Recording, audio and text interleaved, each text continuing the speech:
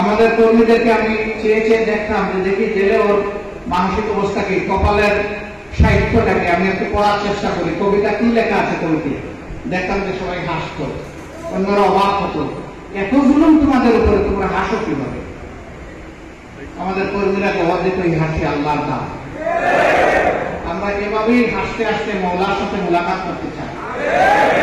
Jail ছিল প্রকৃতপক্ষে শিবে আবু তালিব। মুহাম্মদ রাসূলুল্লাহ সাল্লাল্লাহু আলাইহি সাল্লাম হকের দাওয়াত দেওয়ার কারণে, মিথ্যার বিরুদ্ধে দাঁড়ানোর কারণে, ইনসাফের পক্ষে কথা বলার কারণে তার সমাজের দুরাচার নেতারা একত্রিত হয়ে তাকে সমাজ থেকে বের করে দিয়েছিল। তিনি তার চাচা হযরত আবু তালিবের নেতৃত্বে, যিনি আসলে তার কপালে জোটে নাই যে তিনি ঈমান কবুল করবেন, কিন্তু দিনের জন্য তিনি অনেক খেদমত করে গিয়েছিলেন। তার নেতৃত্বে পরিবারের 30 থেকে 32 জন, শিশু থেকে বৃদ্ধ সেখানে 3 বছরের অধিক সময় ছিলেন। তাদের খাদ্য ফুরিয়ে গেল, সমাজের সাথে তাদেরকে বিচ্ছিন্ন করে দেওয়া হলো, কোথাও তাদের সাথে কোনো মানুষকে কথা বলতে পর্যন্ত দেওয়া হলো না। বাধ্য হয়ে তারা ঘাস, গাছের পাতা, প্রথমে কাঁচা ডাল, শেষ পর্যন্ত না পেরে তারা মরা পশুর শুকনা হাড্ডি পর্যন্ত চিবিয়েছিলেন। ওইটা ছিল জেল। সেই তুলনায় বাংলাদেশের জেল আমাদের কাছে কোনো জেল। আমাদের কর্মীদেরকে আমি চেয়ে চেয়ে দেখতাম যে দেখি জেলে ওর মানসিক অবস্থা কি, কপালের সাহিত্যটাকে আমি একটু পড়ার চেষ্টা করি, কবিতা কি লেখা আছে কবিতে, দেখতাম যে সবাই হাসত, অন্যরা অবাক হতো, এত জুলুম তোমাদের উপরে, তোমরা হাসো কিভাবে? আমাদের কর্মীরা জবাব দিত, এই হাসি আল্লাহর দান। আমরা এভাবেই হাসতে হাসতে মওলার সাথে মোলাকাত করতে চাই। সম্মানিত ভাইয়া, এই জন্য আপনারা লক্ষ্য করেছেন এই গণবিপ্লবের পরে আমরা বলেছি যে সংগঠনের পক্ষ থেকে আমাদের উপর যত ধরনের জুলুম চাপিয়ে দেওয়া হয়েছিল আমরা সব ক্ষমা করে দিলাম। কিন্তু যারা সুনির্দিষ্ট অপরাধ করেছেন অবশ্যই তাদেরকে সেই অপরাধের শাস্তি পেতে হবে।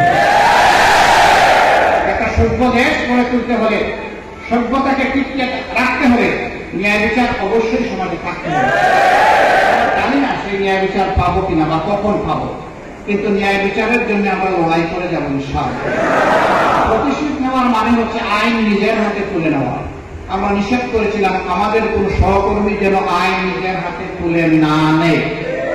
আলহামদুলিল্লাহ 18 কোটি মানুষ সাক্ষী, 56,000 বর্গমাইলের প্রতিটি বালুকণা সাক্ষী যে আমাদের কর্মীরা কোথাও আইন হাতে তুলে নেয়নি, কারো সম্পদ, জীবন, ইজ্জতের উপর আঘাত দেয়নি।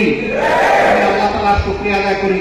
এটা আমাদের কোনো অহংকারের ব্যাপার না, আল্লাহ তাআলা আমাদেরকে তাওফিক দিয়েছেন বলে আমাদের পক্ষে এটা সম্ভব হয়েছে। এত বড় জুলুমকে আমরা হজম করতে পেরেছি, আল্লাহর দরবারে আবার শুকরিয়া আদায় করি, আলহামদুলিল্লাহ। আমার সম্মানিত ভাইরা, এখন লোকেরা বলতেছে বাংলাদেশ স্বাধীন হয়েছে। আমি বলবো যে বাংলাদেশ জুলুম মুক্ত হয়েছে। আমরা কি চাই যে জুলুম বারবার আমাদের গাড়ে ফিরে আসে? আমরা কি চাই এইভাবে হাজার হাজার আমাদের কলিজার টুকরা সন্তানেরা জালিমের হাতে নিহত হোক, লক্ষ লক্ষ সন্তানেরা আহত হোক, শত শত সন্তানেরা অন্ধ হোক? আমরা যেন বাংলাদেশের মানুষের উপর আবার স্বৈরাচারী ব্যবস্থা চাপাই দিতে না পারে।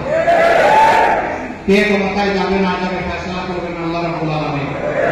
আর দেশের মানুষের, আমাকে সাংবাদিক বন্ধুরা প্রশ্ন করেছেন দেশ বিদেশে, এই বোঝা যাবে যে আমাদেরকে মানুষ ভালোবাসে কি ভালোবাসে না।